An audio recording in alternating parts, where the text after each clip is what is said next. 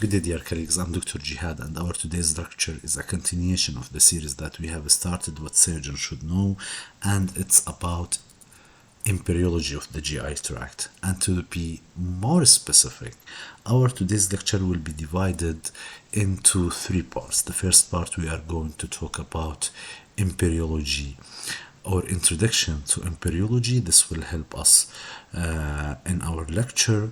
And the second part, we are going to talk about specifically about the embryology of the GI tract. And the third part of this lecture, we are going to talk about some basic elements of physiology of the colon.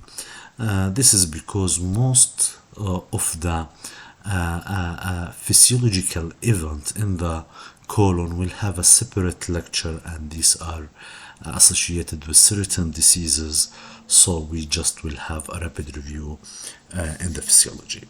Okay, that's nice. First of all, let's move to our lecture. As you see, we have embryology of the GI tract. When the life starts, we have here a nice photo showing us the pregnancy timeline, and you can see that it's start from day 0, or it is the last menstrual period, and fertilization, you can notice that it occur in about 2 weeks after the last menstrual period if it is regular, if the mens is regular. So when there is a difference between the pregnancy age or the gestational age, what we call it the gestational age, which is calculated from the last menstrual period, versus the embryonic age, which is calculated from the time of fertilization, which is 2 weeks later from the last menstrual period.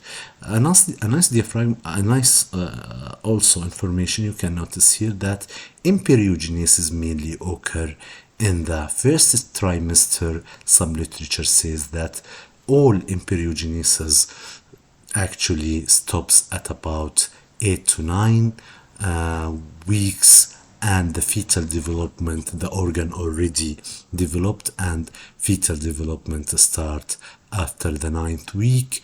This is approximately the second trimester. Okay, we just said that we have the differences between the gestational age. The gestational age is calculated from the last menstrual period, and the embryonic age, which is calculated from the time of fertilization. Okay, but traditionally the age of a pregnancy is the age from the last menstrual period. Okay, for example, if we have the first week of embryonic age, this means the 3rd week of gestational age.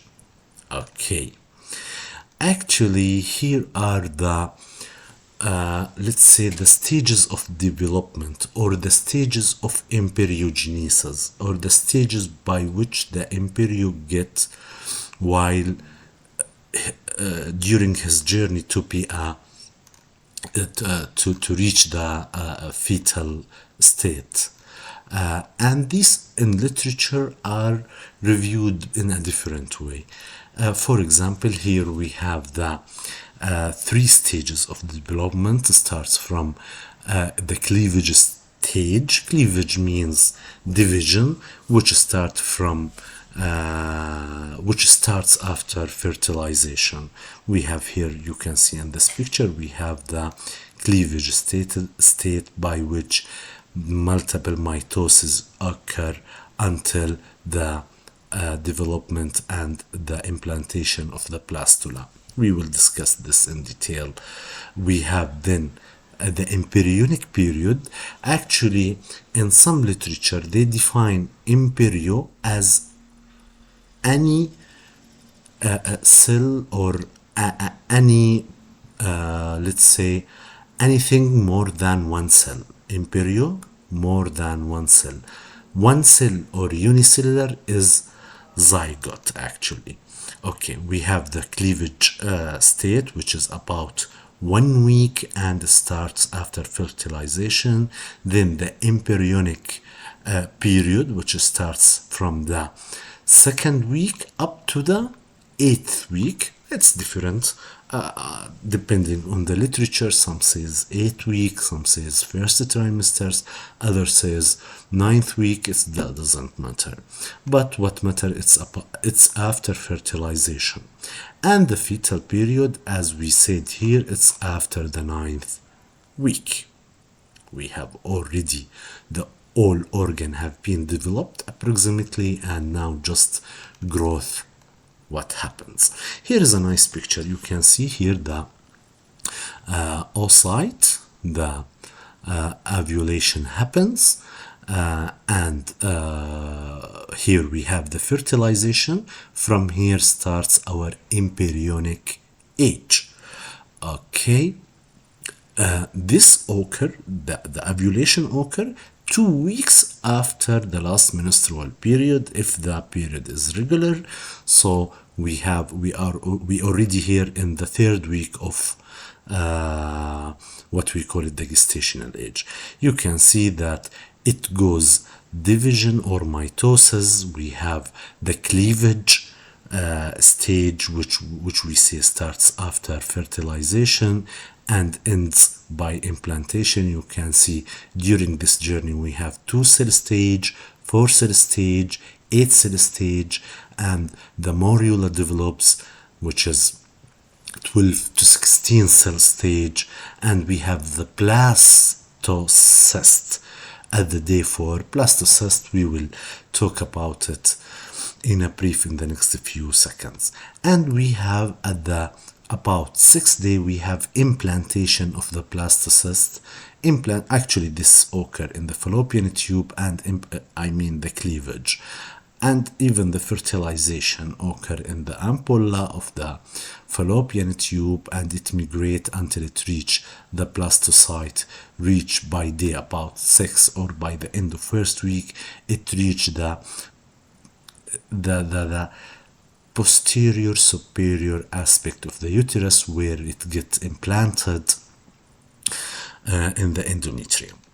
As I said, it depends on the literature by reviewing the stages of development, but we say that cleavage, let's start with the cleavage, the division, then we go to plastulation. Plastulation means this is the plastula, this is the plastulation. We will see that there is a difference between plastulation and the next step, which we call it the gastrulation. Plastulation is undifferentiated 2-layer of tissue, and the implantation, the third phase or the third stage. Then the embryo comes as a bilaminar embryo and then trilaminar embryo. Okay, and the cleavage stage, and let's remember again, we have the cleavage stage, which starts after fertilization up to 1 week. Then we have the embryonic stage, then we have the fetal stage. We now talking about the cleavage stage, in which mitosis happens. You can see here we have 2-cell stage, 4-cell stage, the morula, which is about 16-cell stage, and then a single layer formed called the blastula. The blastula then will become the gastrula, or in a process called the gastrulation. Okay, first of all, you can see, if you remember in this picture, the blastula, according to this picture, the blastula or the formation of blastula is around day 4-5. Okay, you can see here, this is actually the blastula or blastocyst, and it consists of 3 parts. We have the blastocele, the inner cavity, and we have the outer layer. The outer layer is the trophoblast, which will become the syncytial trophoblast and cytotrophoblast, and we have the inner cell mass, which will become which will be differentiated into two parts, the epiblast and hypoblast. Is it difficult? Again, blastula, three parts, trophoblast outer, inner cell mass. This is the future embryo will be differentiated into two parts, the epiblast and the hypoblast. The epiblast, this in this picture you can see it. The blue one is the epiblast. This is our future embryo, which will become the endoderm, ectoderm, mesoderm, and this is the hypoblast. This is the hypoblast, which will become the yolk sac in which the baby will get his nutrients before the development of uteroplacental circulation, and will get apoptosis by the end of embryogenesis. So we have the epiblast and the hypoblast, which developed from the inner cell mass in the blastula. Okay. The trophoblast will be differentiated into cytotrophoblast, this is the inner layer, cytotrophoblast, and outer layer, the syncytiotrophoblast, which will lately develop to the placenta. Okay. Let's see. Okay, we have in the epiblast the amniotic cavity. Here it is. Okay, and we talk about the yolk sac. Okay, what else? This is actually what happens after blastulation. We didn't reach the gastrula. To be clear, gastrula is formation of distinct three layer: ectoderm, mesoderm, endoderm, three nice layers in a process called gastrulation. We are just talking in the first week what happens. Blastula, how the blastula comes to be the epiblast and the hypoblast. We said that the inner cell mass will become the epiblast and hypoblast. We said the epiblast is our future three germ distinct layer: mesoderm, ectoderm, endoderm, and the hypoblast will develop. It will go apoptosis eventually, but from here the yolk sac will develop. The yolk sac, its function mainly is to provide nutrition before development of the maternal-fetal circulation. Okay, we now move to the embryonic period. Here we are talking after 1 week. We have finished the blastula, and we move to gastrula, and you can see in this nice picture how the blastula looks like. It's a single layer, and we have here the gastrula, a double layer or three layer. Actually, this is, you can see here, if you remember, we have bilaminar or trilaminar embryo. This is in a process called gastrulation. Okay, let's talk about the embryonic period. Okay, and we said again, in the cleavage stage we have the blastulation. In the embryonic stage we have the most important event is the gastrulation, and the gastrulation is the formation of the gastrula. You can see here it's a three primary germ layers: the ectoderm, mesoderm, and endoderm. Okay, you can see here the blastula moves to become the gastrula. And again, the blastula is a single layer, as we said. Okay, let's move to two-layered or three-layered embryo known as the gastrula. Okay, how the gastrulation or the mechanism of gastrulation happens, it's nice, we will make it easy. Okay. We said, just to remember, we said that we have at the end of the plastulation, we have epiblast and we have the hypoblast. And we said that the epiblast and hypoblast come from the inner cell mass. I know that I repeat the information, but to make it okay, the hypoblast actually gives nothing more than the yolk sac and will go apoptosis. The epiblast will become the epiblast will become our future embryo, our three layer, the ectoderm, mesoderm and endoderm. You can see here this picture actually is the similar of this picture, but in 1 week after and in a different section. You can see here we have the epiblast, we have this in blue color, the epiblast. Our three germ layer will develop in a term called the gastrulation and starts from this part. This is the primitive streak. At the end of primitive streak we have a node. It doesn't matter. What happens that the epiblast, or you can see here the ectoderm, the future ectoderm, will go inward movement in a process called invagination, and the cell of epiblast will migrate either toward the bottom and will become the endoderm. You can see these cells, these yellow cells. This is the future endoderm.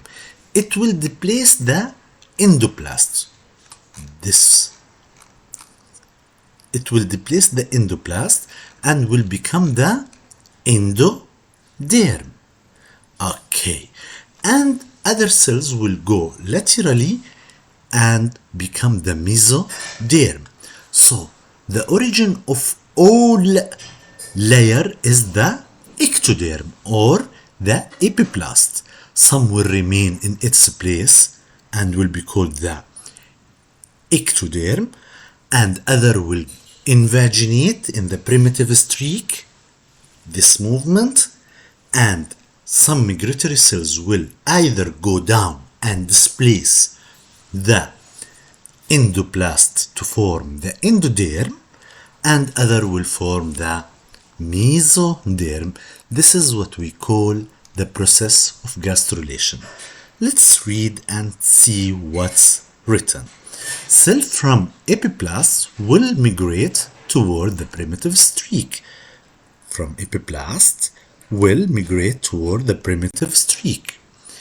Upon arrival in the region of the streak, they become detached from the epiblast. The cells will detach at the primitive streak, at the bottom of primitive streak.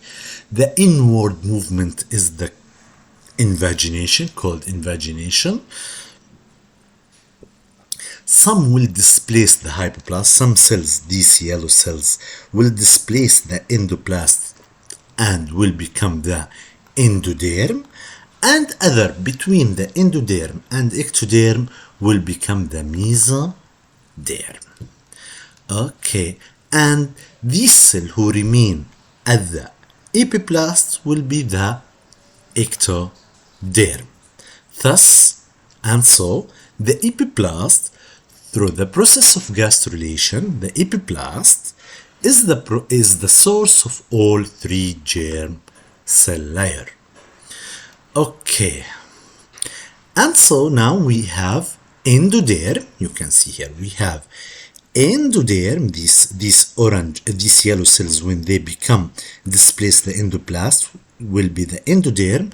We have the mesoderm between, and we have the ectoderm above.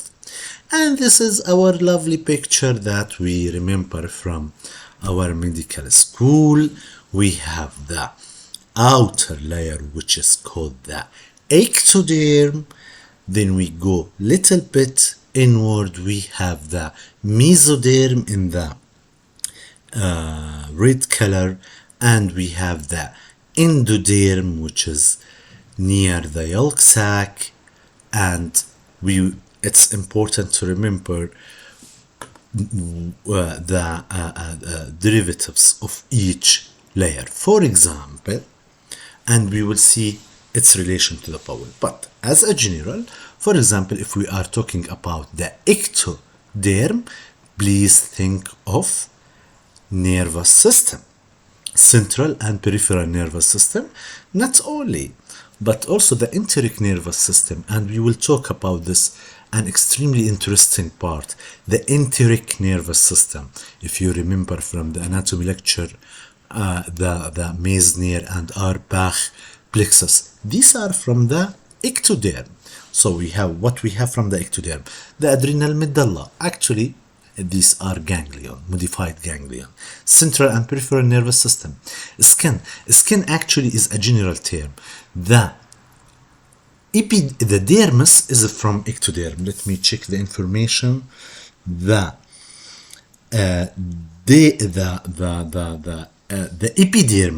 epidermis is from the ectoderm. The epidermis from ectoderm, while the dermis from the mesoderm. Okay, what we have from the mesoderm, actually we have the umbilical cord from the mesoderm, the vessels inside, so any vessels, muscles, let's see, kidney, ureters, reproductive system, bone and cartilage, muscles, vascular arteries and veins, lymphatics, spleen, and adrenal cortex. The endoderm is the lining of the GI tract. GI tract is a general term. Which part of the GI tract? The lining, the gland. Liver from the endoderm. Endocrine system, for example, the thyroid from the endoderm. Respiratory tract, bladder, urethra. These are from the endoderm. You can notice that the kidney and ureter from the mesoderm, whereas the urethra from the endoderm. Okay, this is the nice yolk sac which the baby get nutrition before it get apoptosis and shrinkage, and the baby will get supply from the umbilical cord, which is from the mesoderm, which supply.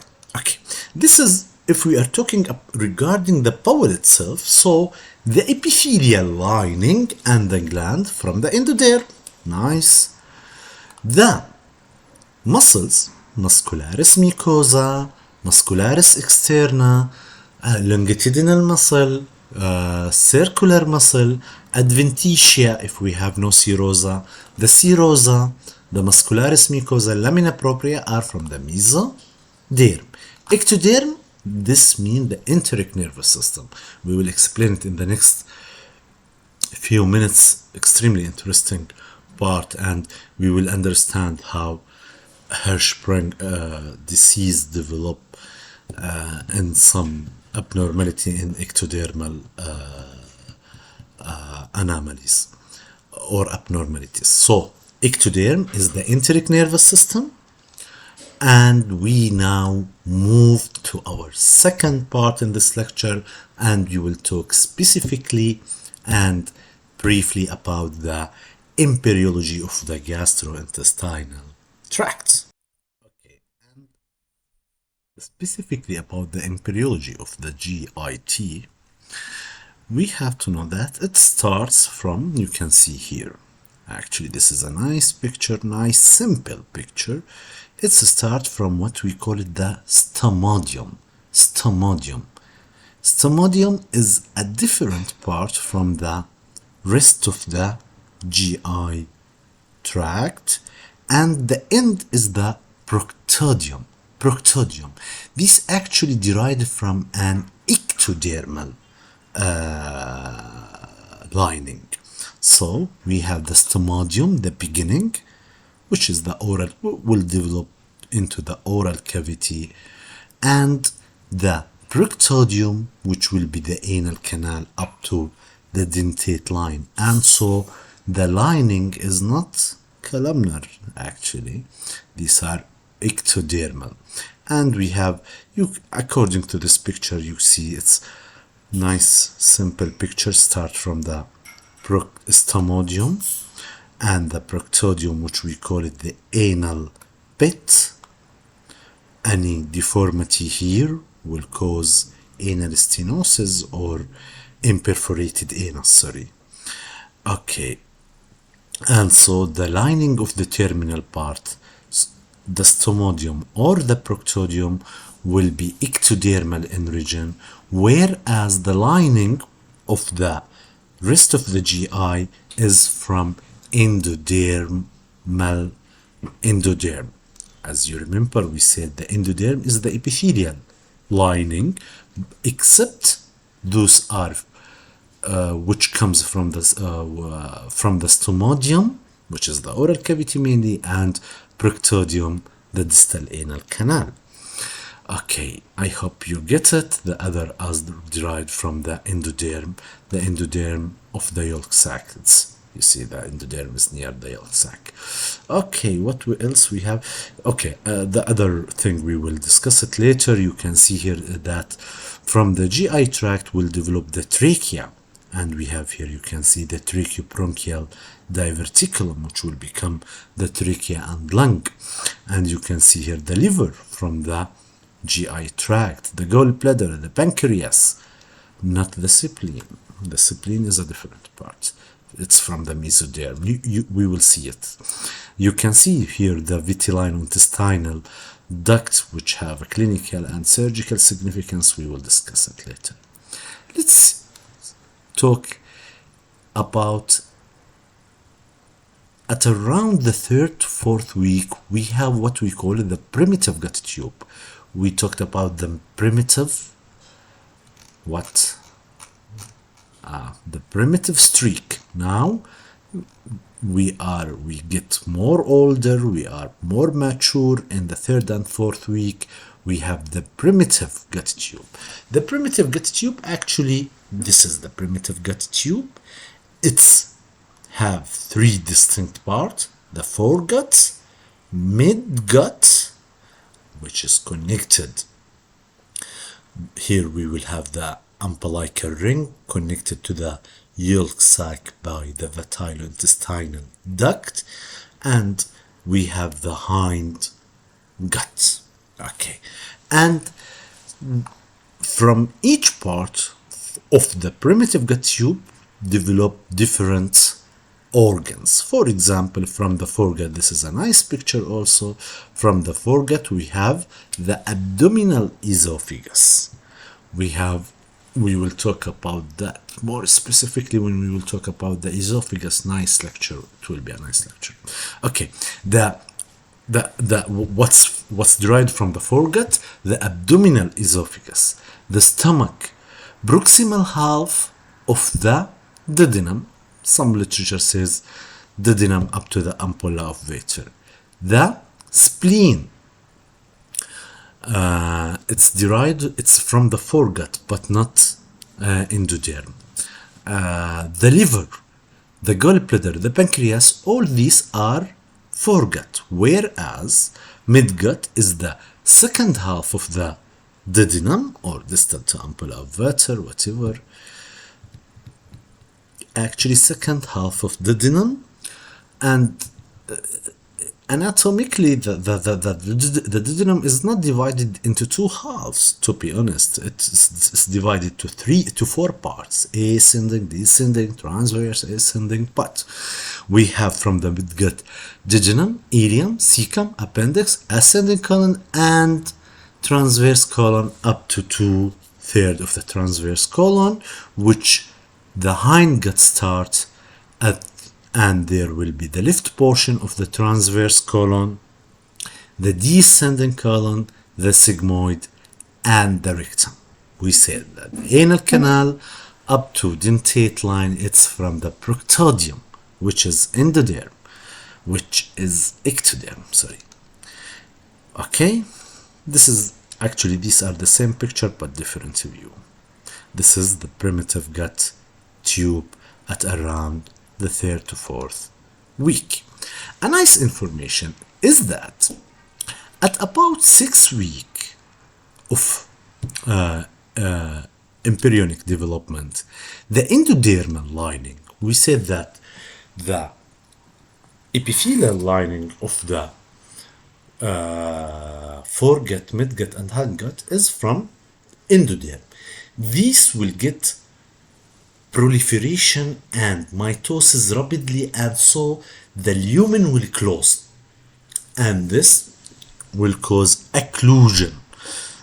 But later, about 2 to 3 weeks, at about 8 weeks, the mesoderm will enlarge and some apoptosis in the lining, in the endoderm, will happen. And so what will happen? Recanalization. So we have occlusion at about 6 weeks and recanalization at about 8 to 9 weeks. You can see here that the GI tract get occluded by 6 weeks. This is because the endoderm, the inner layer, will get proliferated rapidly and will get then apoptosis, and the mesoderm will get enlarged, and we will get at the end of the 9th week recanalization. And any problem in this process, you know, we have either stenosis, atresia, different pathology will happens. Okay, and as we said, the foregut, which give rise to the pharynx, esophagus, stomach, duodenum proximal to the bile duct, liver, biliary apparatus, pancreas, thyroid, lung. These are from the foregut. The grooving, actually here you can see the lateral groove here, will give us what we call it the tracheoesophageal septum. Actually, you can see in this picture, this is the foregut, and here we have a diverticulum arising from the foregut called the laryngeal diverticulum, and between the foregut and the laryngeal diverticulum we have the tracheoesophageal fold, which means that this will develop. You can see this. Eventually here we will have the trachea, the lung, the larynx, and posteriorly we will have the primitive pharynx, which will develop to the esophagus. You can see here that dorsally we have the what we call the primitive pharynx, which will grow downward, cephalic, caudally, not cephalic, downward to form the esophagus, and we will have you can see here like the tracheoesophageal septum. Okay, so anteriorly we will have the respiratory tract, posteriorly we will have the digestive tract. We said the esophagus will develop from the primitive pharynx, which is located posteriorly over here, and goes downward. Okay, what else we can, as we said, any problem in this process, in the folding process, which will separate the esophagus from the larynx, trachea, and lung, will cause the tracheoesophageal fistula. Okay, you can notice here different type of tracheoesophageal fistula. One of the anomalies that the esophagus cannot grow down enough, so we will have short esophagus, we will have esophageal atresia. What else we can have? Okay, this is about, so the respiratory tract is derived from the foregut, which comes from the laryngeal diverticulum, as you can see here, which will develop to laryngotracheal tube. Okay, the stomach, much easier. The stomach actually starts like this. This is the continuation of the foregut. You can see here we have a fusiform dilatation. Actually, this is the beginning of the stomach at around, I think, 4th week. It's a fusiform dilation from the foregut at around 4 weeks.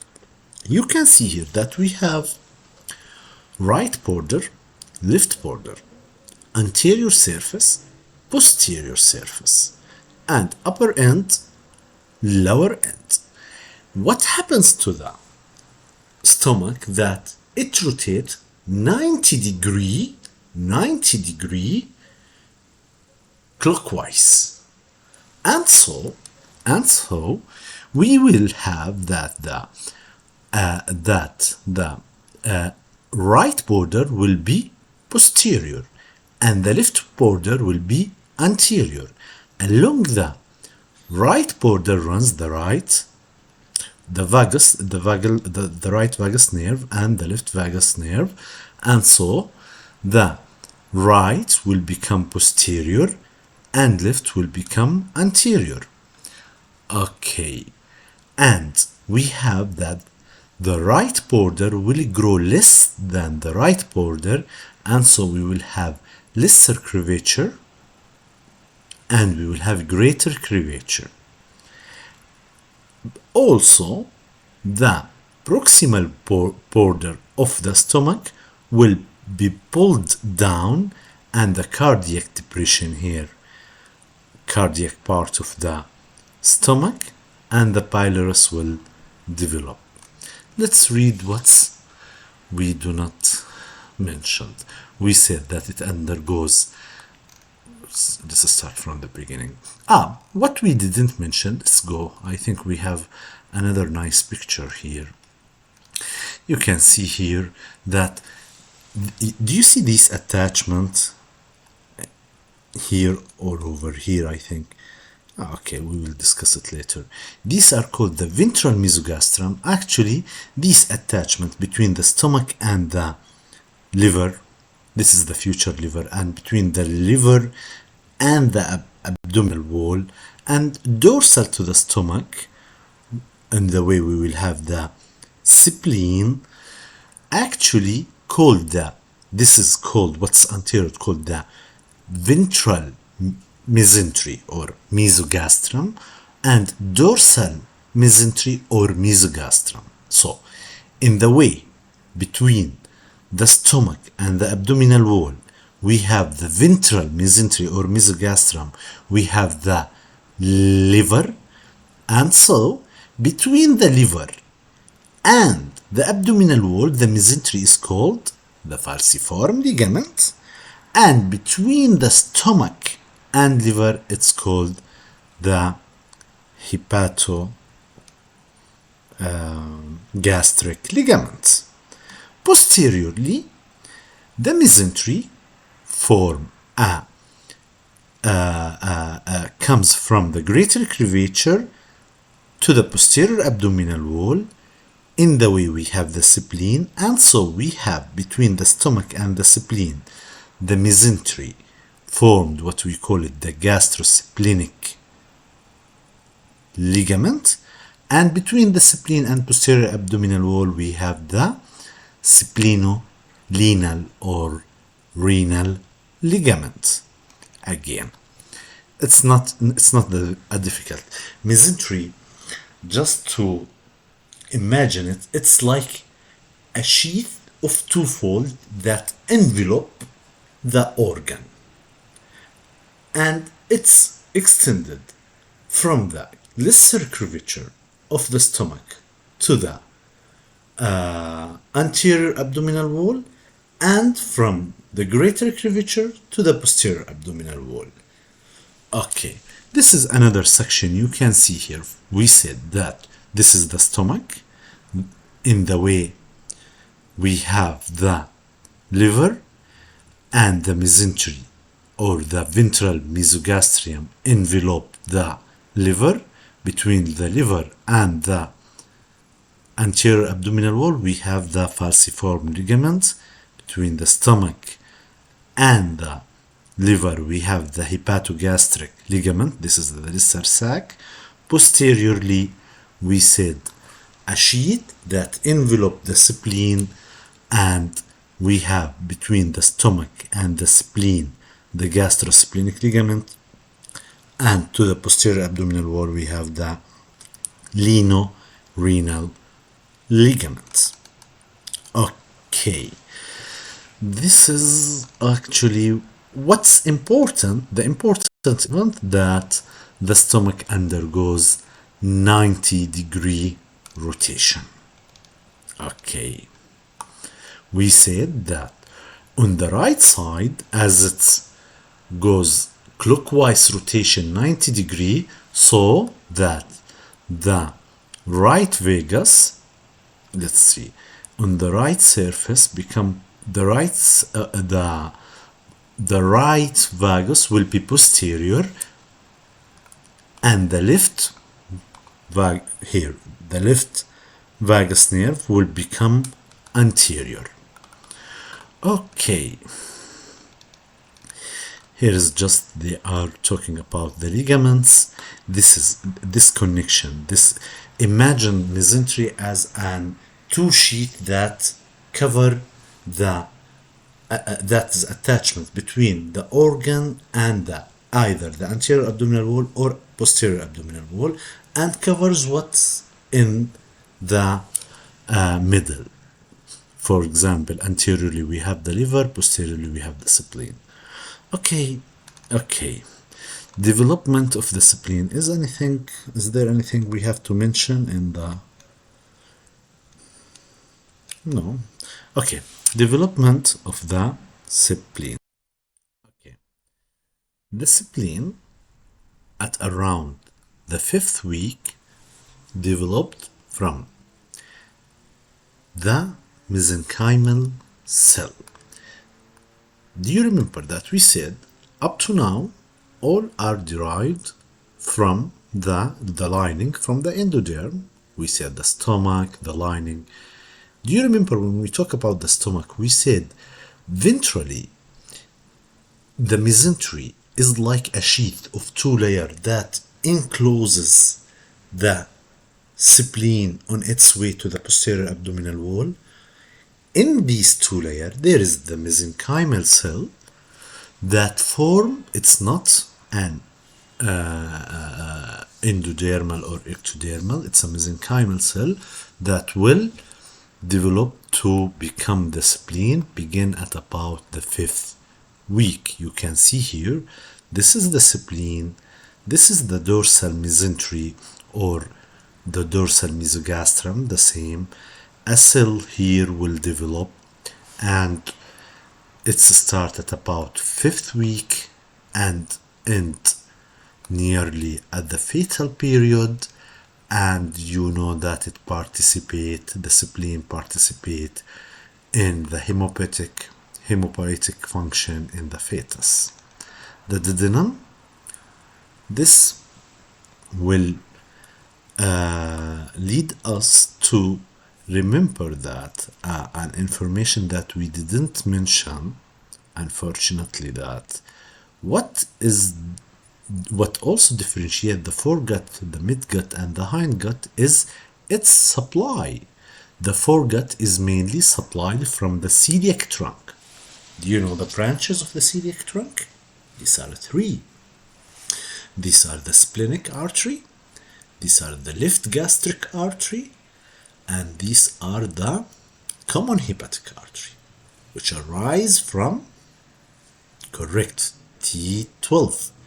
And the SMA, spermocentric artery, at level L1, which gives us the ileocolic. No, the first branch is the inferior pancreatic duodenal, ileocolic, Of course, it gives us jejunal branches and iliac branches, the ileocolic, middle colic, right colic, and the hindgut gives us the left colic, sigmoidal branches, superior rectal artery as it comes over the left external iliac. Okay, so please remember foregut celiac trunk, midgut SMA, superior mesenteric artery, hindgut, inferior mesenteric artery. Why we mention that? Because the duodenum actually is the place where the foregut and the midgut meets at the level of the ampulla of Werther. And I think we will have a separate lecture for the duodenum, but you have to remember that actually how I can draw now. I think there is a way to draw. No. Okay. Draw. Okay. Okay. Anything. Happen rapidly. Okay, I think I cannot draw in this because I'm using. Okay, doesn't matter. The duodenum consists of four parts. This is important to remember. It's like a C shape, ascending, descending. So we have a sharp angle up. Ascending, descending, transverse, ascending again. So the foregut up to ampulla of Werther, we have the foregut. Distal, we have the midgut. This means that we have dual blood supply from the celiac trunk and from the superior mesenteric artery. And we said that the first branch of the SMA is inferior pancreatico-duodenal. So superior pancreatico-duodenal is from the celiac, branch from one of the hepatic arteries. Okay, so we said that what else we can add about the duodenum?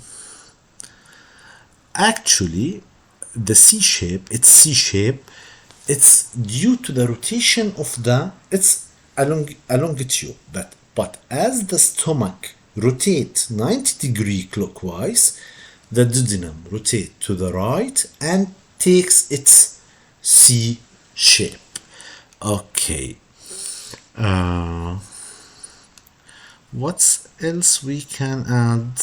We said that all the gut tube get obliterated and recanalization, and the duodenum also can during the 5th and 6th week it will be occluded, obliterated, and recanalization by 8 to 9 week.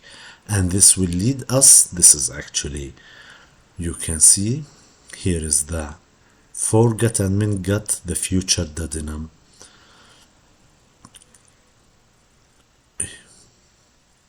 Okay, we have anomalies in embryogenesis, anal stenosis if recanalization failed, or duodenal atresia. Not only that, by the way, duodenal stenosis can be due to incomplete recanalization or due to annular pancreas, one of the embryonic failure of the pancreas. We will see it now. Duodenal atresia, why? Same, it's due to failure of recanalization actually. Okay, the liver and the gallbladder and the biliary, this is in the 4th week, actually from the foregut as a ventral outgrowth. You can see here at the 4th week we have this outpouching or diverticulum, which will be the hepatic diverticulum, and inferiorly actually up that will be the developing liver, and downward this small diverticulum will be the gallbladder. It's important always to remember that what we already said, this is the foregut. It's enclosed with the mesentery. Anterior to the stomach, we call it ventral mesentery, which enclose the liver, and posteriorly we have the dorsal mesentery, which enclose the spleen. Okay, you see this small diverticulum. This is in around 4th week. Actually, not all the component of the liver is derived from the foregut. As you can see here, we have what we call it septum transversum. Septum transversum, this is one of the components of the diaphragm. Actually, part of the liver is embedded in septum transversum, and septum transversum give rise to, let's see here, the septum transversum gives rise to the hemopoietic cell in the liver and Kupffer cell in the liver, whereas the hepatocyte are from the cells that present in the foregut. Okay, these are endodermal in its region. Okay, what we also can add, we said we have a diverticulum, upper part liver, lower part or lower pouch is the gallbladder. An interesting information here that, okay, at the beginning of the life of the baby, the right and left lobe are equal, then the left lobe undergoes regression. This is due to the ductus venosus, as it shunt the blood from left to right. Later in life, later a little bit, the caudate and quadrate lobe developed as part of the right lobe. This is a nice information. At about 12th week, we have the bile which start to secrete. In around 6th week, we have the hemopoiesis function of the liver. We said a smaller caudal part will be the cystic bud, which will give rise to the cystic duct and the gallbladder. The gallbladder is initially solid, then it becomes cystic. Okay, what else we have we can add? We say that around 12-13 week we have the bile that is secreted in the liver, which reaches the duodenum and the GI tract and will cause the meconium, the intestinal content of the baby. Okay, always remember that the liver is embedded in the ventral mesentery. It's over here. This is the ventral mesentery. Already we see it in the previous picture. This is, where is it? This is the ventral mesentery, which this is actually the stomach. Anteriorly, this is the ventral mesentery. Please imagine that the mesentery is like a two sheet that envelope, that encase, that surround the organ on its way to either anterior ventral mesentery or posterior dorsal mesentery, and sometimes we call it mesogastrium. Okay, what else we can add? We said this is just, we repeat that the liver is derived from, is its outpouching from the foregut. Some of the cells are derived from septum transversum, which is near the liver. We have an upper part which will give rise to the liver, lower part which gives rise to the gallbladder, and we have it's enclosed by ventral mesentery anteriorly. Okay, I think we have another information we want to add. Okay, yeah, I remember it. Just concentrate here. It's extremely small, simple information. We said that, here it is. I think, yes. As the mesentery arises from the lesser curvature of the stomach toward the anterior abdominal wall, it encloses the liver. And so, between the liver and the abdominal wall, this mesentery will be called later the falciform ligament, whereas between the stomach and the liver, the mesentery will form the gastrohepatic ligament and gastroduodenal ligament. These are over here. These are the lesser omentum actually, which will become okay. Some anomalies while development, these are the accessory duct, which many surgeons while performing laparoscopic cholecystectomy can face it. You can see here this is an accessory duct coming from the right hepatic duct to the cystic duct. Actually, if you were not aware enough, a biliary leak can happen here. This is an accessory duct. Another serious problem is the biliary atresia. Also, this is a developmental anomalies due to failure of recanalization of the biliary duct. We said it start the foregut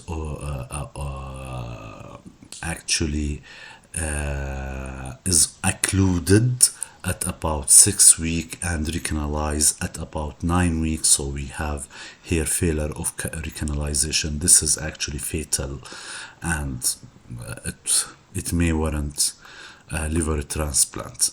Another benign, or you can say not that serious complication, is the pharyngeal cap. You can see here it's like the cap that this is a pharyngeal cap where the fundus is folded on itself, and the Hartmann pouch, here it is, where the actually the Hartmann pouch, the neck of the gallbladder have a pouch, outpouching, and it may be full of stone, and it may compress the CBD and can cause Mirizi syndrome actually. Hartmann pouch. These anomalies, Hartmann pouch, pharyngeal cap, and accessory hepatic duct, many surgeons face it while performing laparoscopic cholecystectomy. Development is of the pancreas have plenty of information, nice information that we have to know. Okay, the development of the pancreas starts around 4th to 5th week, and you can notice that the most internal GI organ starts about 4 to 5 week. It developed from a ventral pancreatic bud and a dorsal pancreatic bud. Let's move to a picture which will make it easy. You can see here this is actually the fusiform dilation which will become the stomach. This is the diverticulum or outpouching which will give us the liver and the gallbladder. And here we have, so they are the ventral, here the ventral pancreatic duct, and here the dorsal pancreatic duct. They are from the caudal end of the foregut. They are connected separately, each by a duct. So this is ventral pancreatic duct, this is dorsal pancreatic duct. We said that we have 90-degree clockwise rotation of the stomach.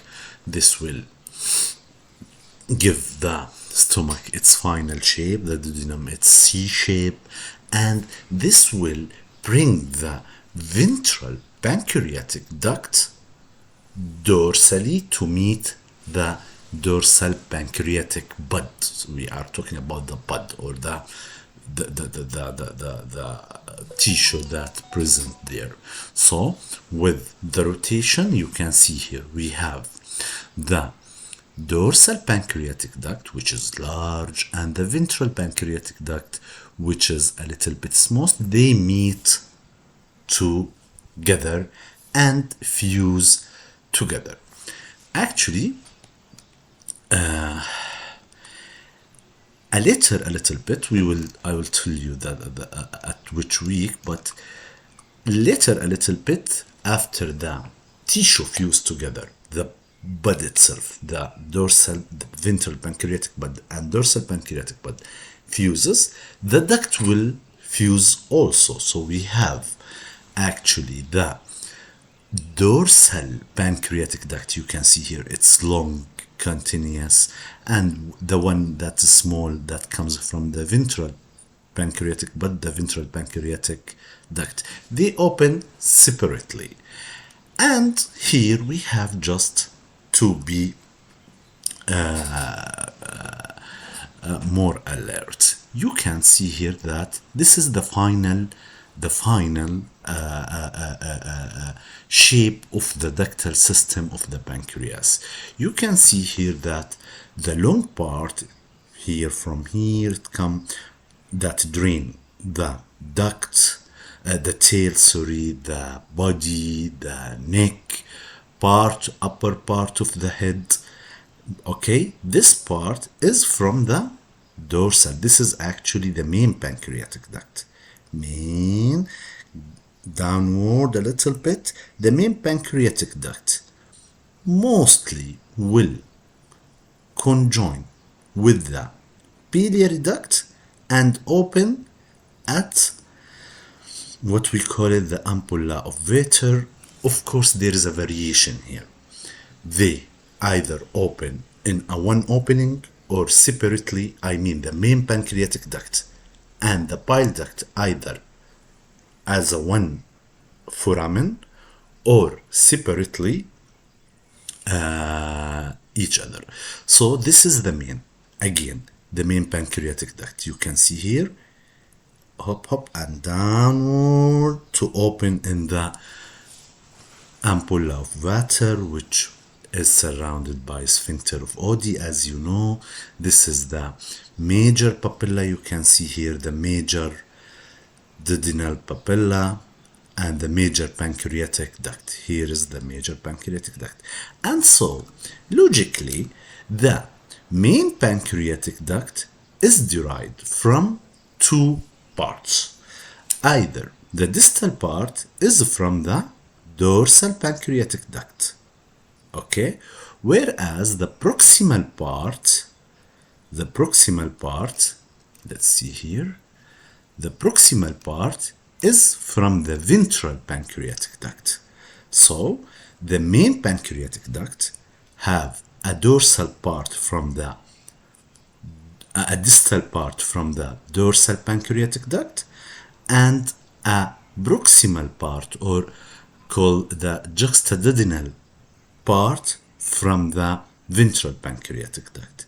And we have the accessory, this is the accessory pancreatic duct, which opens a little bit up through a minor papilla, okay, and this comes from the accessory from the dorsal pancreatic duct.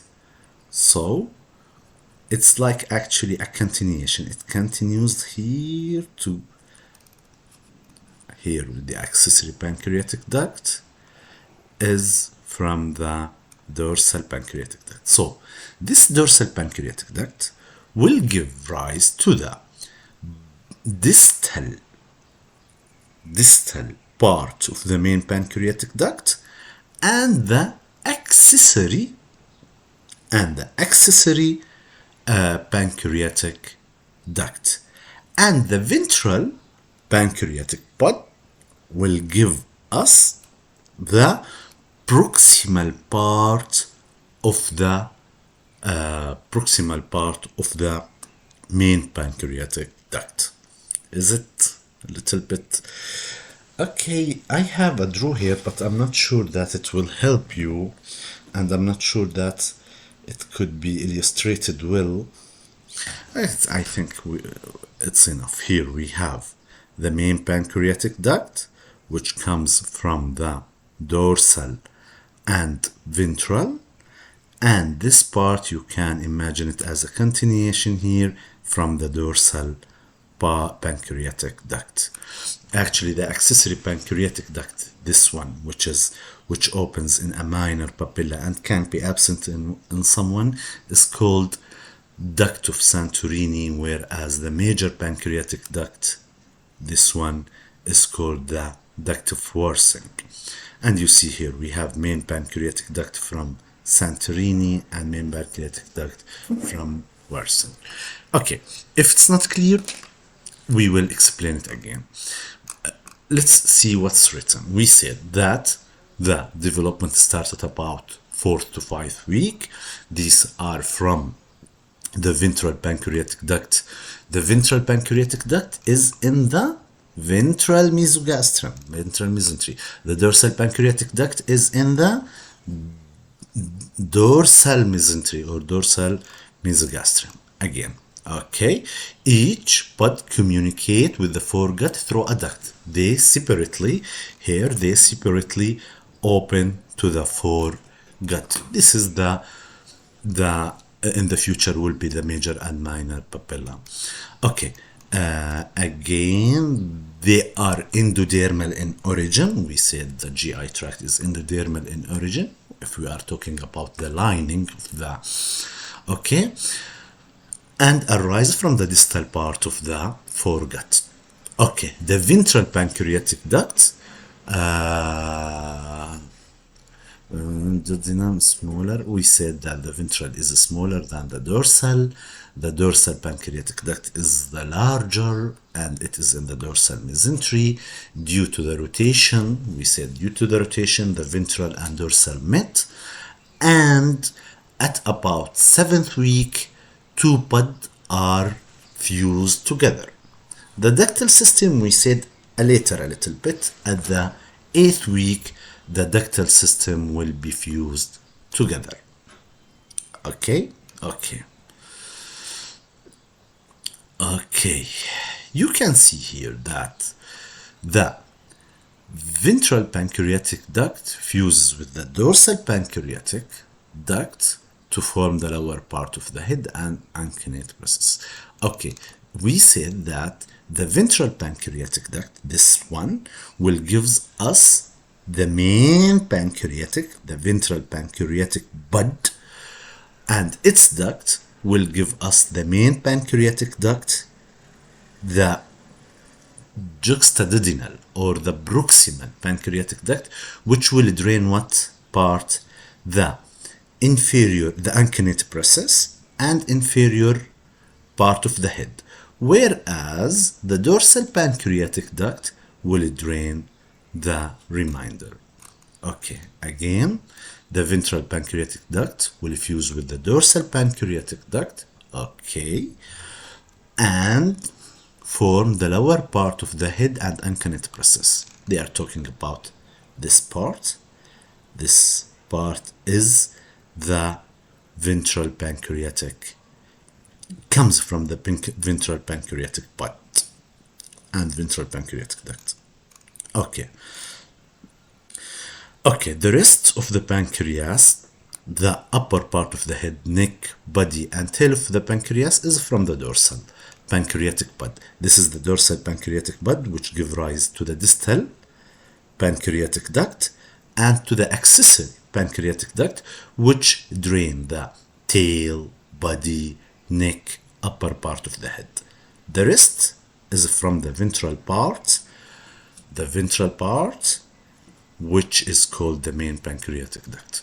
Okay, we said here, we just discussed here, main pancreatic duct or worsening the main pancreatic duct. We said this is the main pancreatic duct, have two origin, one from dorsal bud, which is distal, and one from this one from the ventral, which is the proximal. Okay, the main pancreatic bud, its juxtaduodenal or proximal to duodenum is formed from the ventral pancreatic duct, where the distal is from the distal pancreatic bud. They open in the major duodenal papilla, the ampulla of water. They usually converge with biliary duct, with bile duct.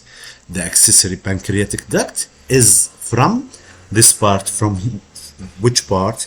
From the dorsal. From the dorsal. Is formed from the proximal part of the dorsal. They divide the dorsal, this bud, they divide it into two parts. The distal gives the main pancreatic part, the main pancreatic duct, or the distal part of the main pancreatic duct, while the proximal gives the necessary pancreatic. Here we'll give the accessory pancreatic duct.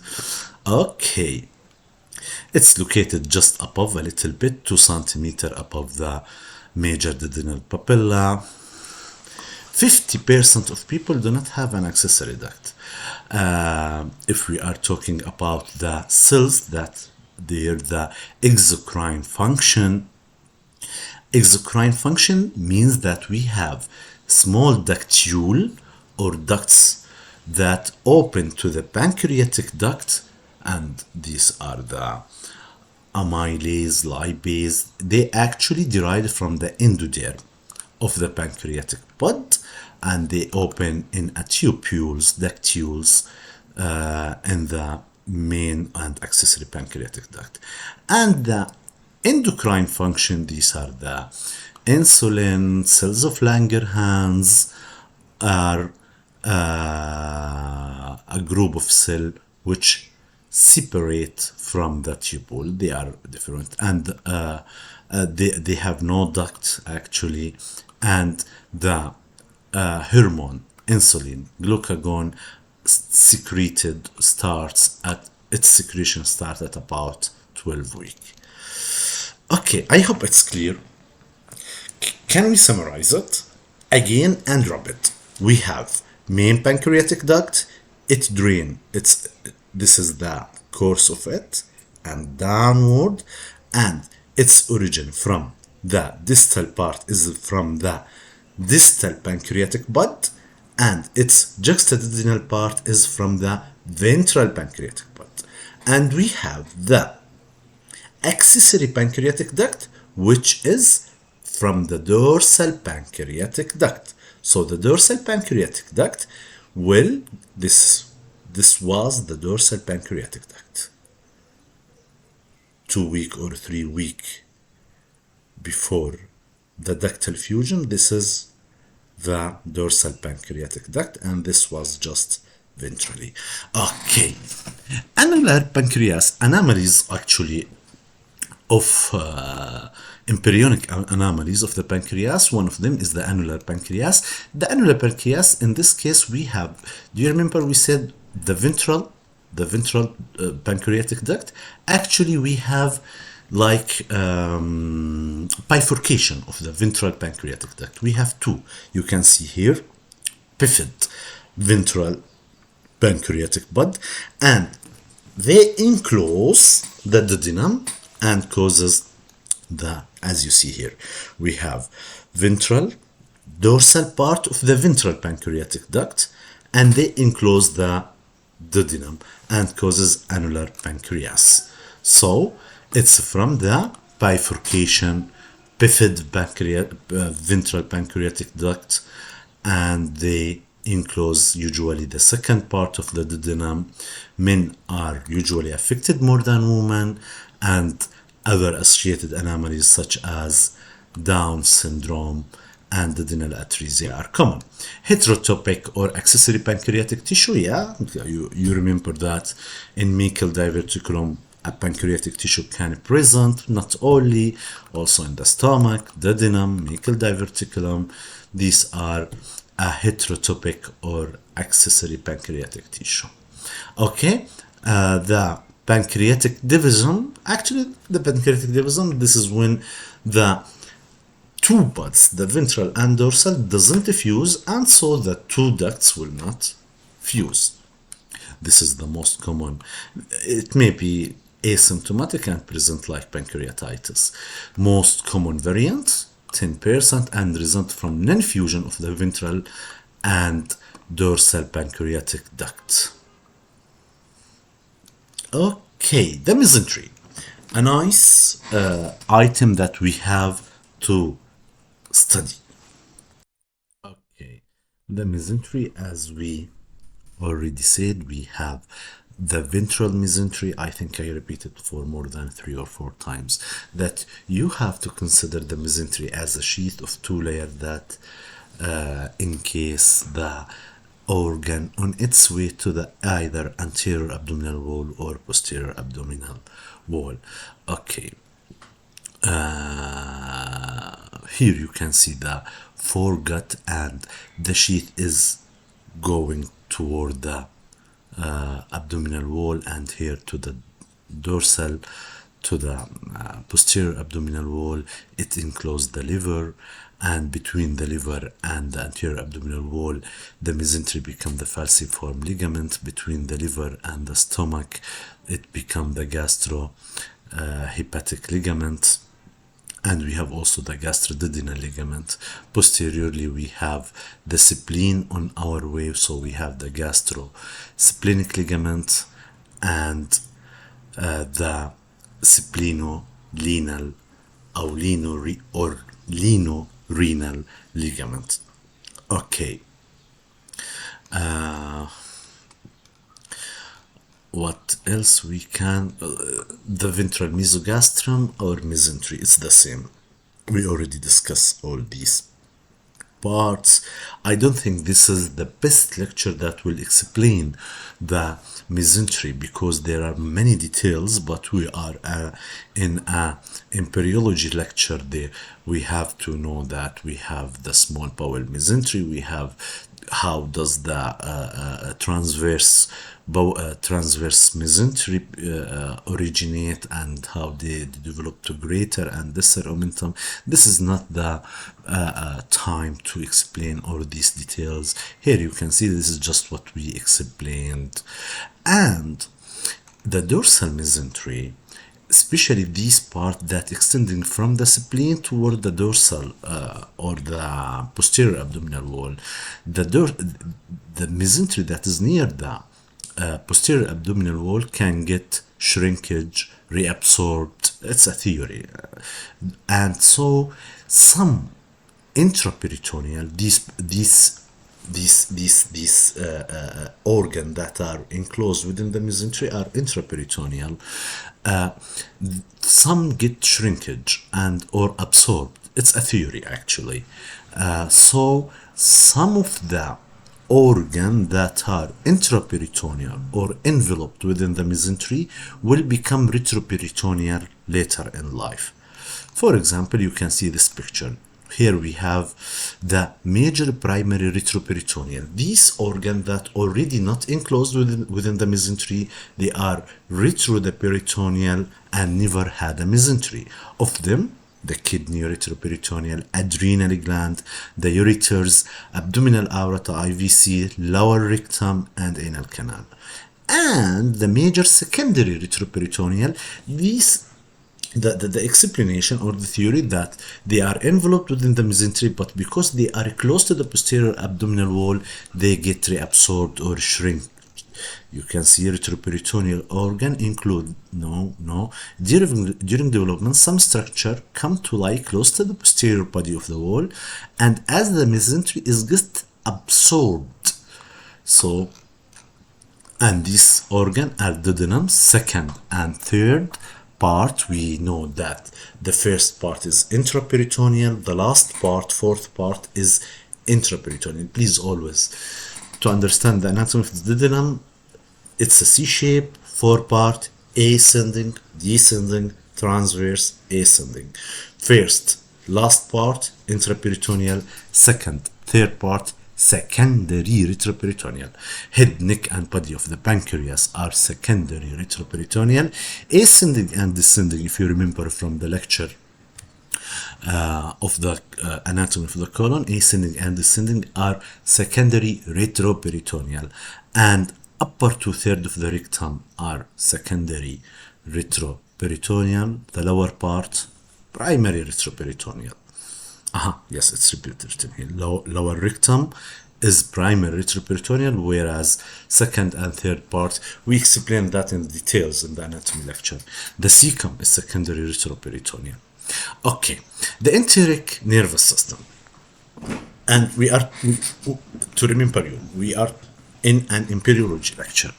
But we, just to remember you, what does the enteric nervous system? We said that control of the bowel motion and the gut motion in general are under influence of the autonomic nervous system, and some part are under somatic innervation. The autonomic nervous system is sympathetic, parasympathetic, either inhibitory or excitatory effect, and we said a unique nervous system for the GI is the enteric nervous system, which is later after development will develop to the ganglion, which is Auerbach and Meissner plexus, and its different location we discuss it, and we will review them.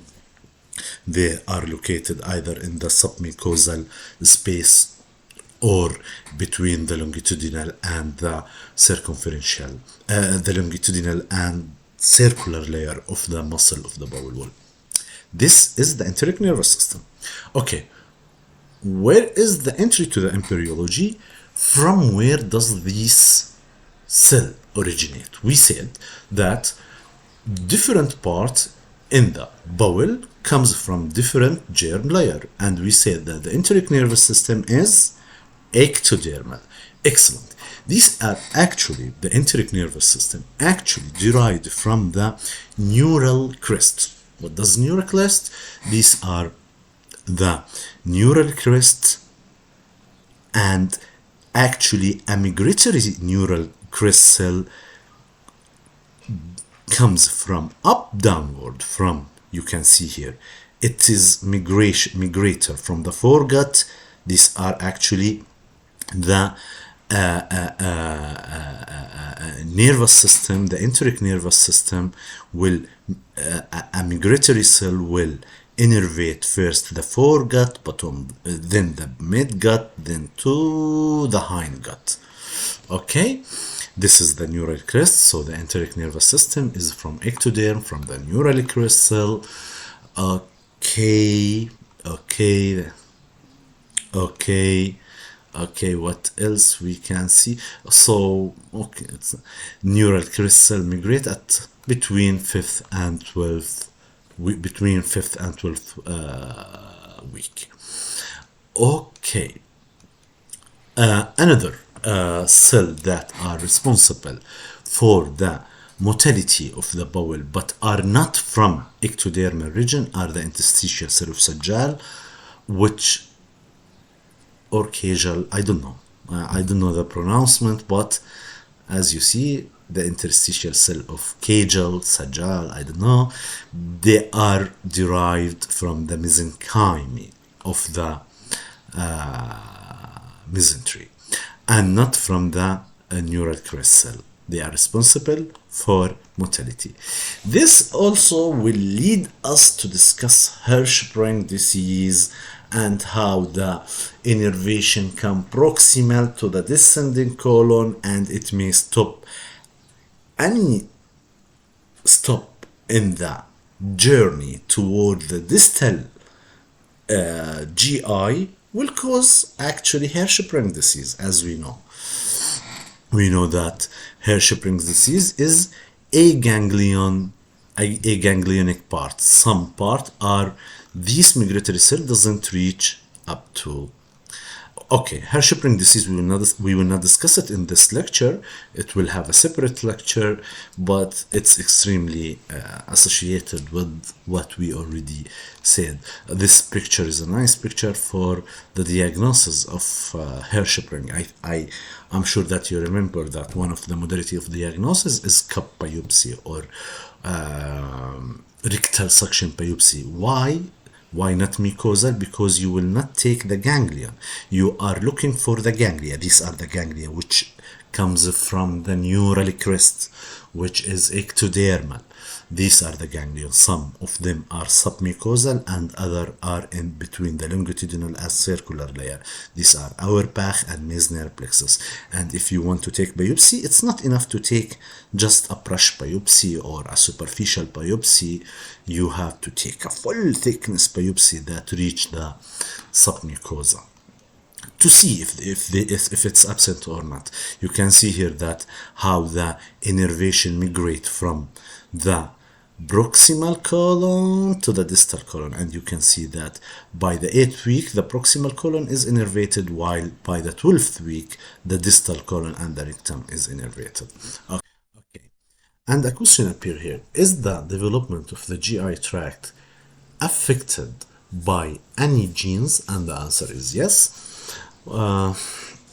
Actually, the differentiation of mesoderm and endoderm is influenced by a gene SHH, and the development of each part in the bowel, such as the stomach, duodenum, etc., is influenced by Hox gene. Just we have to remember that yes, the gene affects the development of the GI tract. Here you can see how the esophagus is influenced by different transcription factor, the duodenum, small, large, bowel.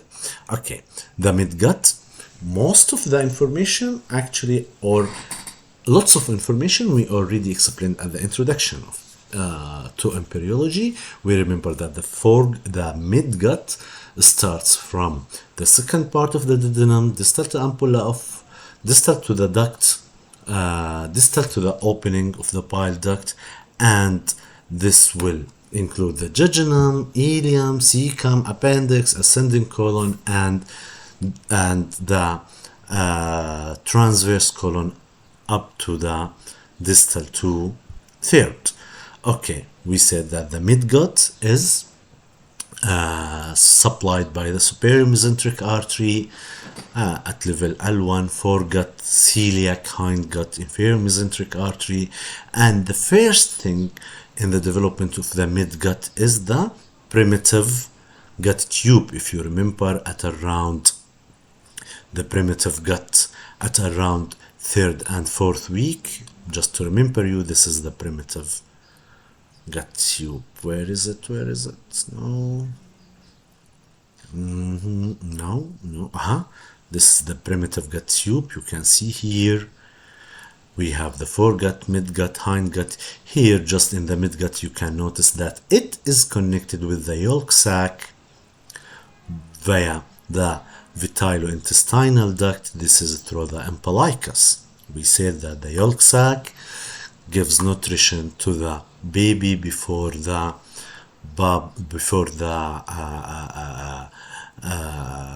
feto-maternal circulation develop. Okay, and it will get apoptosis and shrinkage eventually. Okay, this is the primitive gut tube at around 3 and 4th week. What happens later? Let's see. What happens in the 5th week, for example? Okay, at the 5th week of gestation, we have the midgut. Actually, you can see here, the midgut have two loops, the upper loop and the inferior loop, the cephalic caudal loop, the proximal, the distal loop. They get enlarged, elongated, and this will exceed the capacity of the abdominal cavity. Plus the enlargement of the internal organs such as the spleen, the liver. This will push the midgut through the umbilicus and through the vitelline duct, and the midgut content of the midgut part of the GI will protrude out of the abdomen of the baby, intrauterine, at around 5th week. This is called the physiological hernia. At around 6th week, we have a rotation. Actually, it's a counterclockwise rotation in two levels. At the 6th week, 90-degree counterclockwise around the superior mesenteric artery, and at 10 week we have 180-degree counterclockwise.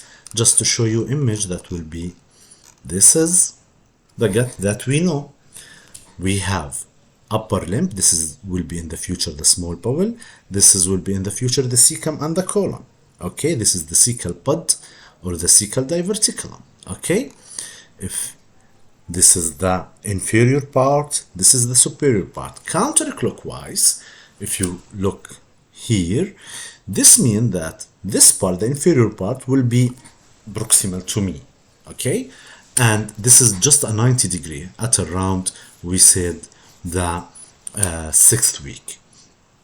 Okay, and at around 10th week, it will, the this part, which was the inferior, which is now proximal to me, will go far from me in 180-degree rotation, you can see here. And then it will return to the abdomen, and this will be the shape when it returns to the abdomen. Finally, the mesentery will get shrinkage and will pull the cecum downward, and we will have this nice shape, the cecum in the right lower quadrant. Actually, these are divided to phases or to stages. First stage is the physiological hernia, you can see here. First stage is the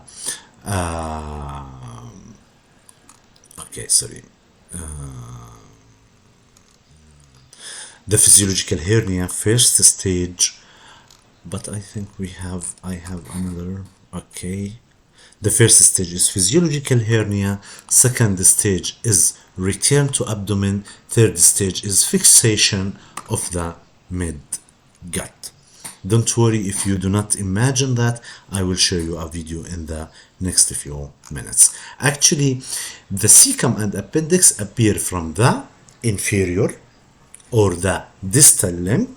This is like a diverticulum, okay, and the appendix will appear as outpouching from the inferior end of the cecum, and you can notice that it is in the middle of the inferior part.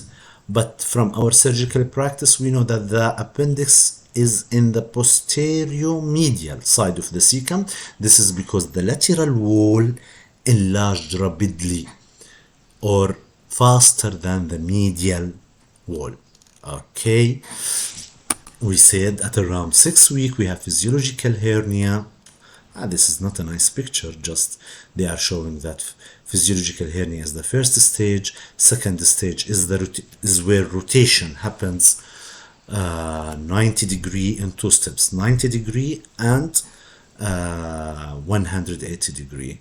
And this is when once it's returned to the abdomen, how the shape will be, and the final shape that the cecum is pulled to the right lower quadrant. We said 5th week physiological hernia, 6th week 90 degree counterclockwise rotation, 10th week 180 degree counterclockwise rotation, and it returned to the abdomen. Any abnormality in this process will cause non-rotation, malrotation, reverse rotation, and phallocele if the continent doesn't come back. Okay, again, this is elongation of the midgut around the superior mesenteric artery.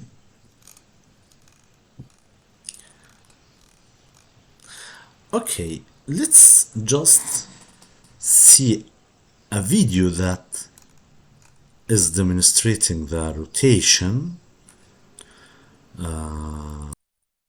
Here is a video. You can see this is the midgut. Okay, this is the proximal distal end. It elongates around the superior mesenteric artery. If we are looking from here, counterclockwise, up, up, up, up, up. The lower part is now near to me. If I'm looking from here, this will be the colon. You see the loops here, these are the small bowel, then this 90 degree. And 180 degree, 180 degree at about 10th week, ups. Here we have the large bowel, this is the small bowel. Then it will be returned back to the abdomen and take its final shape. Okay. Sorry. Some anomalies that appear during the rotation of the mid-gut. Anomalies of the rotation includes non-rotation. No rotation happens, and this will result in that the small bowel is on the right, the large bowel on the left. Okay, This condition can be asymptomatic or can cause volvulus. Okay, you can see here is the non-rotation. Actually, this is the most common form, and the second type of the rotation anomalies is the malrotation. Actually, in malrotation, rotation happens but does not complete. To have a complete rotation, we should have 270-degree counterclockwise rotation. And this is the picture that I think most of you already know. This is because of incomplete or malrotation or partial rotation. And this will be the cecum in the right upper quadrant and fixed by the LAD band. This is the most, you remember it because this is the type of malrotation that is surgically treatable. You can see here incomplete rotation. This is the most common form of surgically treated malrotation. And reversed rotation, actually we said malrotation, we have reversed rotation. Reversed rotation, we said that the normal rotation should be counterclockwise. Here it will be clockwise. This will result in that the SMA is superior to the transverse, and posterior to the duodenum. So the SMA, as you see in this picture, it is between the transverse and the transverse posteriorly and the duodenum or duodenojejunal junction anteriorly.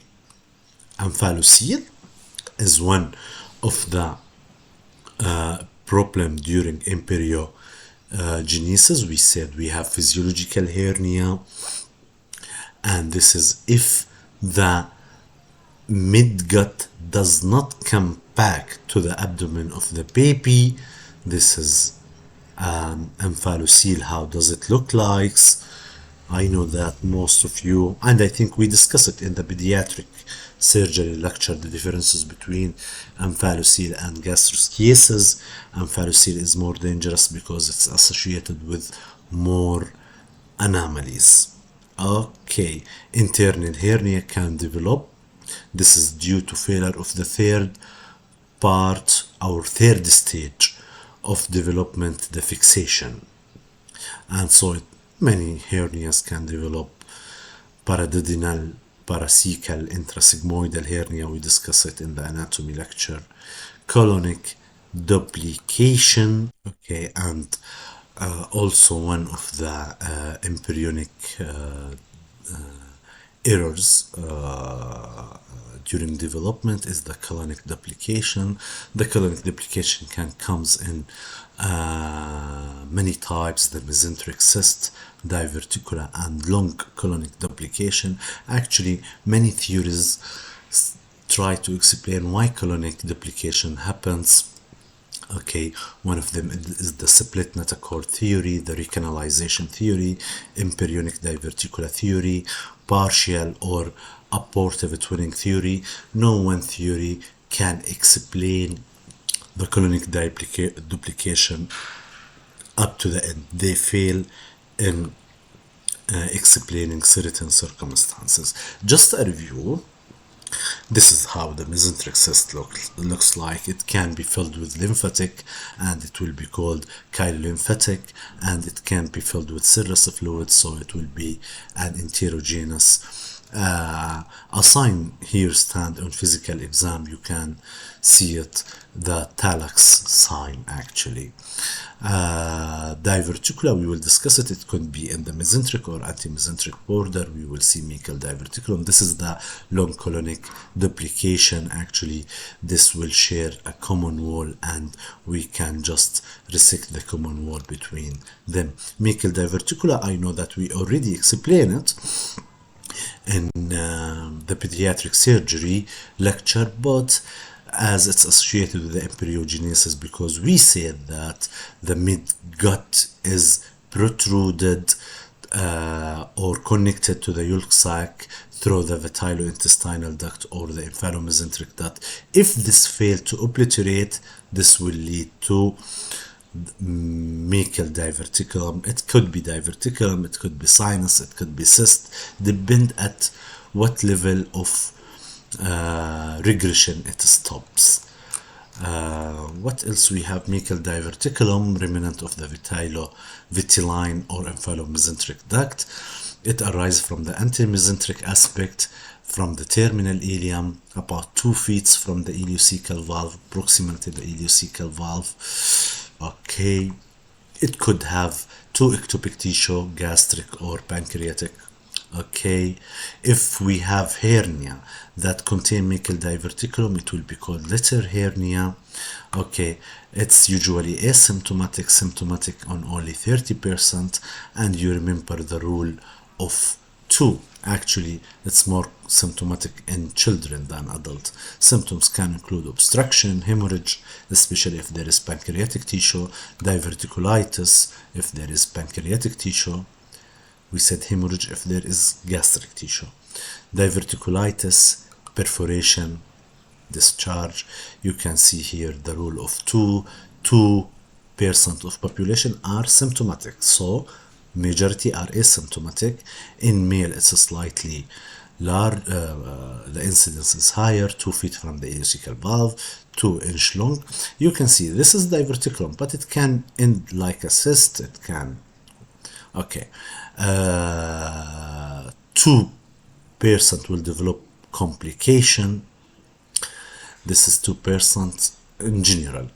And 2 type of tissue, either gastric or pancreatic. This is the infamomesenteric duct. Okay. Atresia of the colon. What I want you just to remember, if we are talking about atresia of the colon, this is not explained by the canalization and recanalization. No. Atresia of the colon, this is due to vascular event intrauterine. Where is it? This is due to vascular compromise during development, or vascular, it's due to ischemia intrauterine, and will cause atresia of the colon. The atretic band can be either membranous, fibrous cord, it could be membranous or cord, it doesn't. Okay, the hindgut. Okay, the hindgut, as we said, it's from the distal third of the transverse, descending sigmoid, rectum, and upper 2/3 of the anal canal. We will explain this why. Up to the dentate or pectineal line. We said that these are supplied by the inferior mesenteric artery, L3. Okay, from here we can know that the rectum and anus will develop from the hindgut, or most of the anus. Okay, what I want to say that if we take a look to this picture, first of all, we have the pectineal line. You can see that above this line, the derivatives is from the hindgut, and the hindgut, the lining is endodermal, while the distal is from the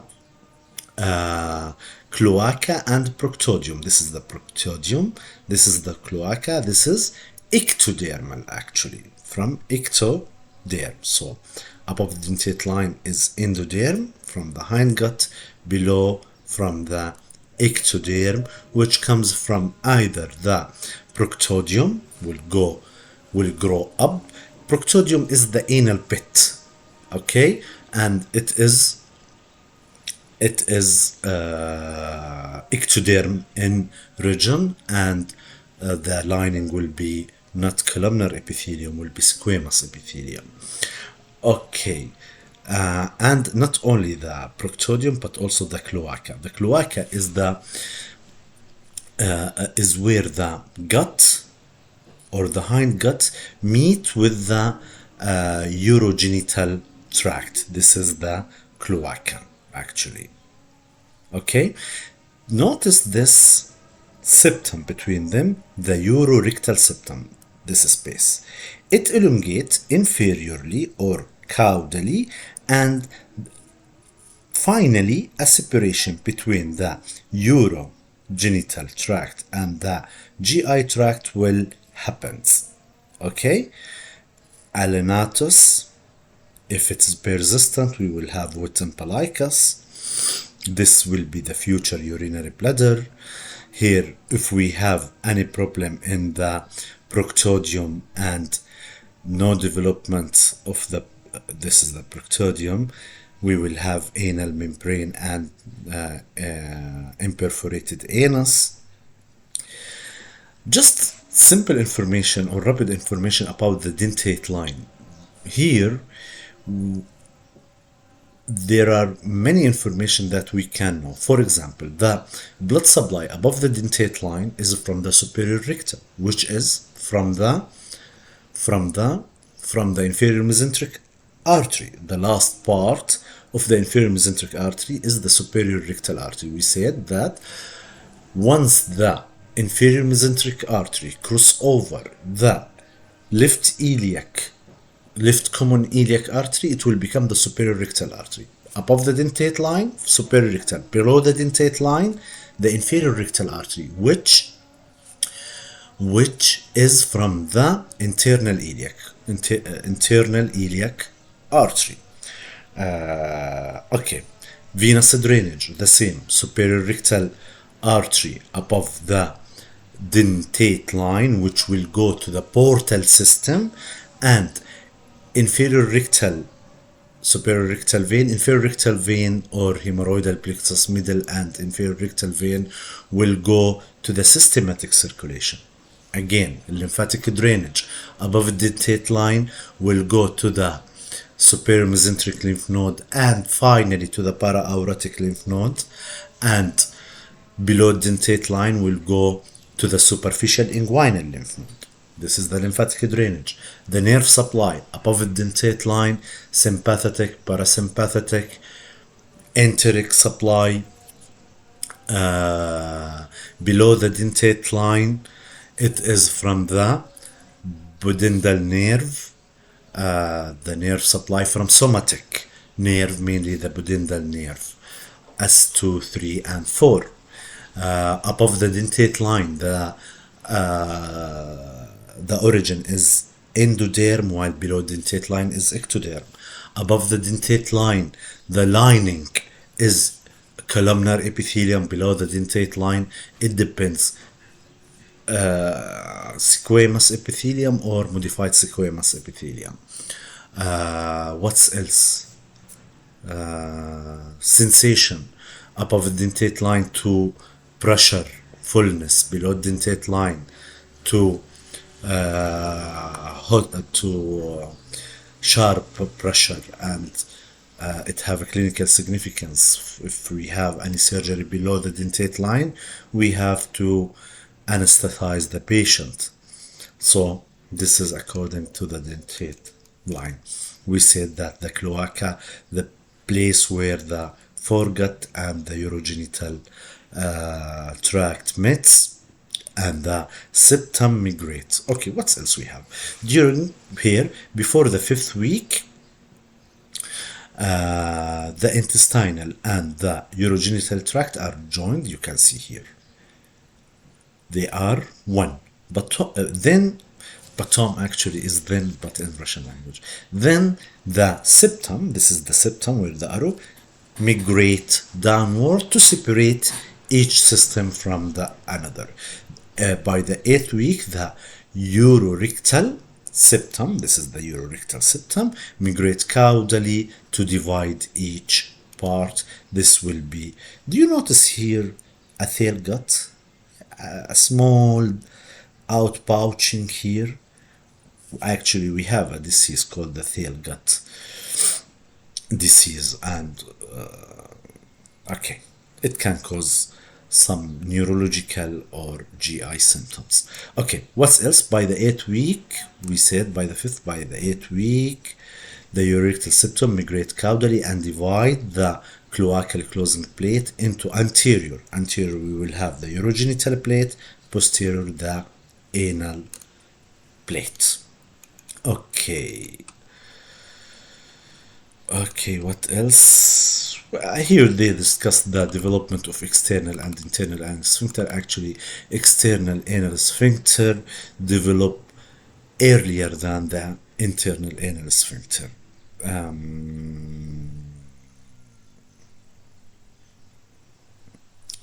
The internals. What I want you to remember that the internal air sphincter is a continuation of the circular muscle of the wall of the bowel, while the external anal sphincter it's a continuation with the levator ani and puborectalis muscle. Okay.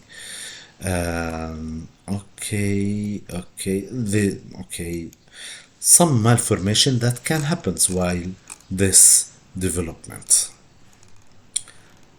Okay, rectal malformation or hindgut malformation. Okay, anorectal malformation, as we remember, we said that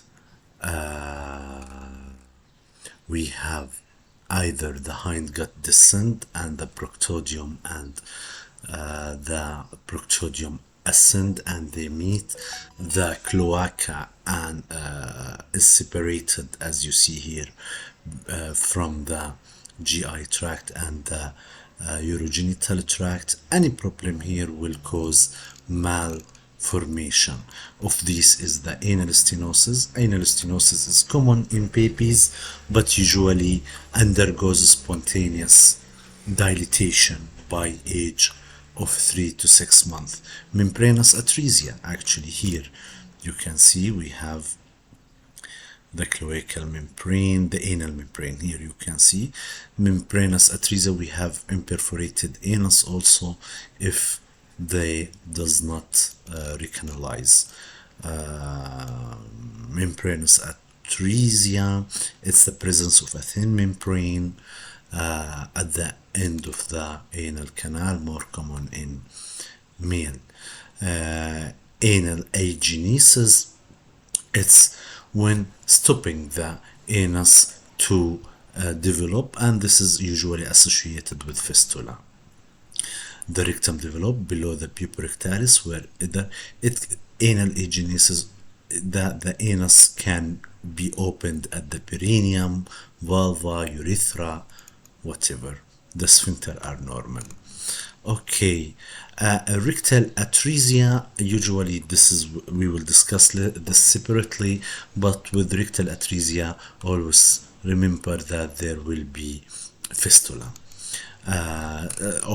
This depends high or low atresia, but this is persistent cloaca. This means that this is an early disorder in the early week of embryogenesis, where we have the cloaca and the septum does not success in separation of the two systems. And you can see here, actually I use not to bring pictures similar like this in my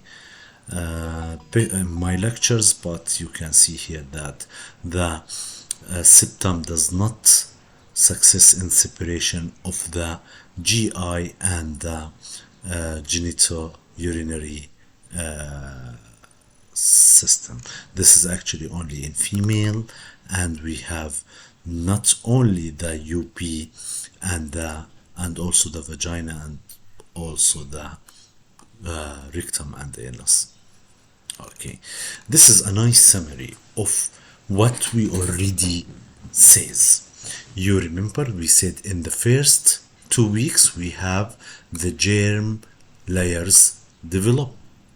We said at the end of the 3rd week we have 3 distinct layer: ectoderm, endoderm, mesoderm. Day 3 and 4 we have the primitive gut tube. We said foregut, midgut, hindgut.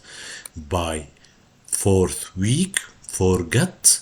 By the 4th week, foregut organ begin to form. Okay, and we said the foregut, the primitive pharynx, downward to form the esophagus. By week 5 we have the neural crest, which we said we have migratory cells that from up to down migrate to form the enteric nervous system. By 6 week we have the mid-gut rotation. 5-6 week we have the mid-gut rotation. 7 week we have the urorectal septum begin to form. 7 to 8 week primitive gut start to recanalize. It actually occluded at around 5 to 6 week and recanalize at about 6 week. The development later than the 8th week are more specialized. These are the 12 week, the primitive crypt. 13 week we have the circular and the longitudinal muscle from the mesoderm. At the 16th week we have the epithelium from the endoderm. At the 16th week we have the esophageal swallowing start, and by 20 week we have the crypts and lamina propria starts. Okay, dear colleagues, thank you very much. I appreciate your patience. We said at the beginning of this lecture that this lecture will be divided into 3 parts: introduction to embryology, embryology of the GI tract, and basic physiology.